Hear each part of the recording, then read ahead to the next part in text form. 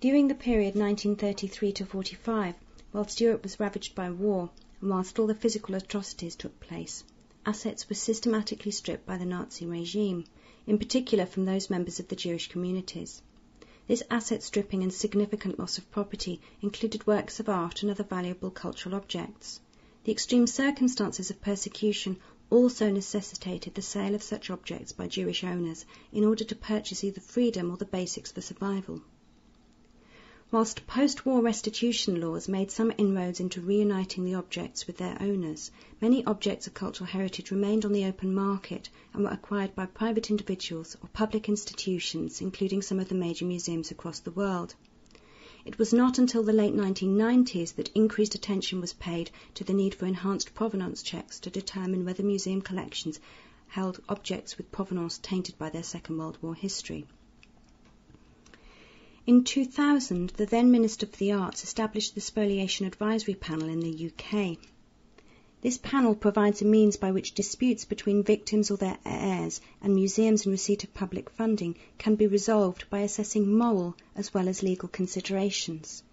This is particularly important because it is often the case that claimants no longer have any legal entitlement to objects of cultural heritage taken during the Second World War due to the passage of limitation periods.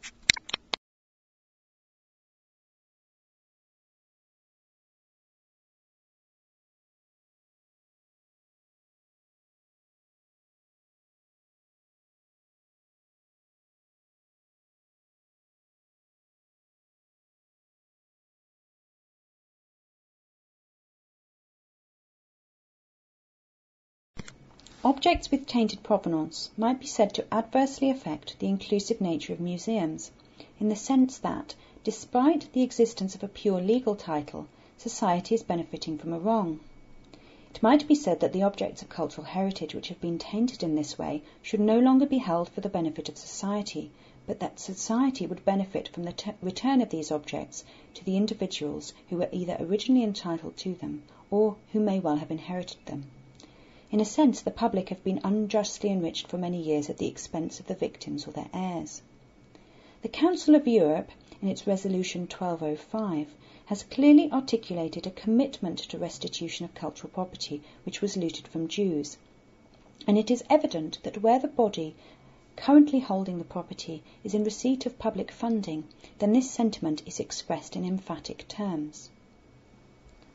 As the UK Museums Association makes clear, museums are responsible to a number of different stakeholders, and museums need to balance these responsibilities.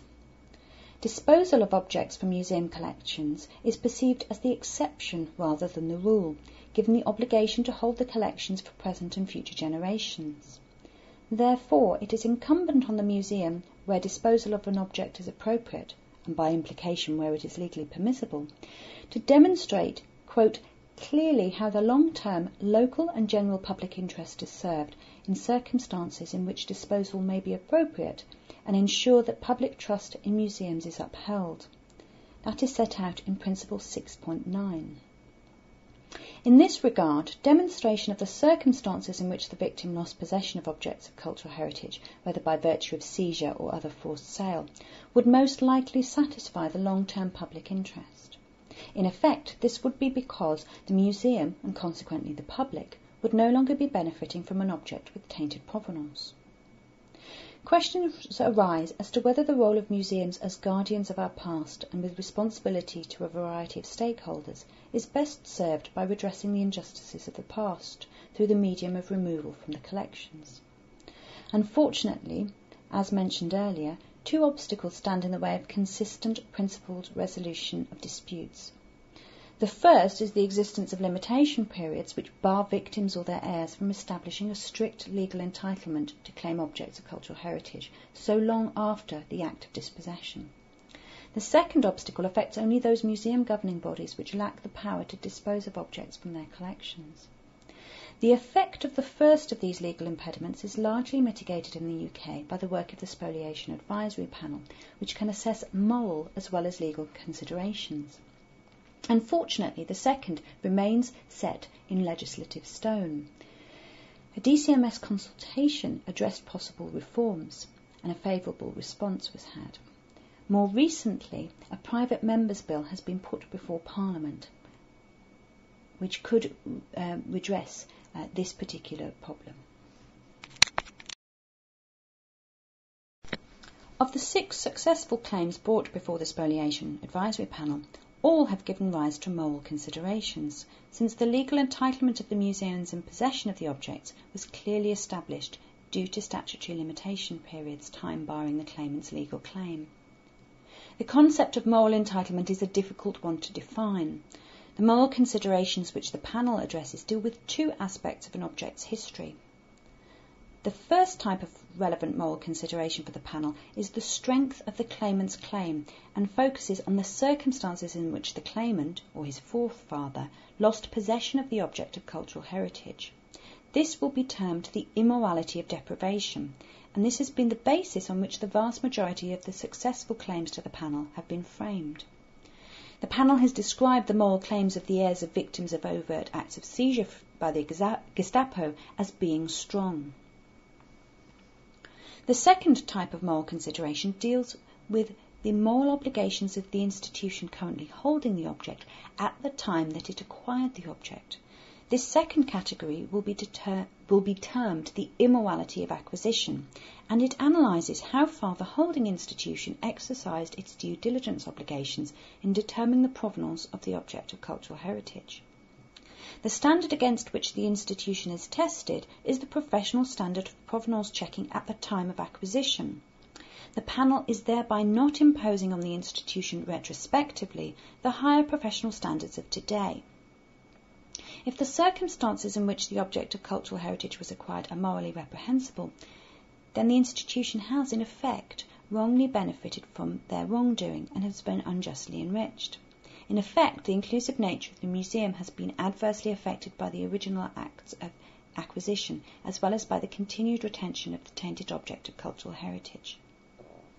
In most cases, both the immorality of deprivation as well as the immorality of acquisition will be present, since any wrongful taking will usually involve some morally reprehensible conduct. However, the relevance of establishing a strong immorality of acquisition may mitigate any weaknesses in the immorality of deprivation.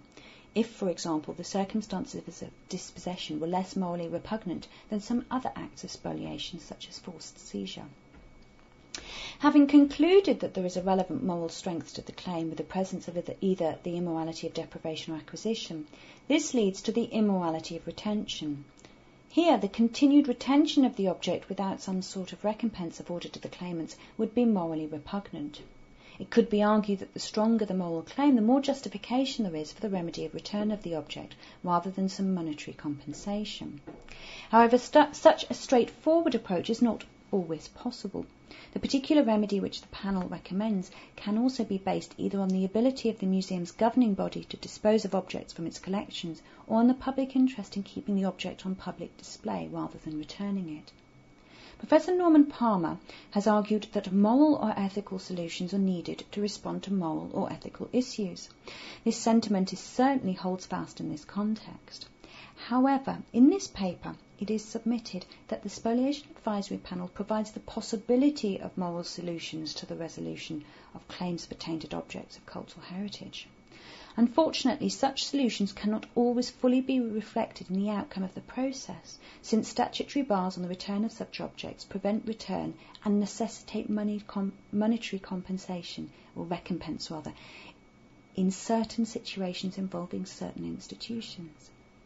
Therefore, in cases involving identical moral strengths, the remedy can be different depending on the governing body of the museum currently holding the object and the museum governing body's ability to return it. This inconsistency of outcome does not fully reflect the moral nature of the issue, and it is submitted that it consequently does not produce a moral outcome in all cases.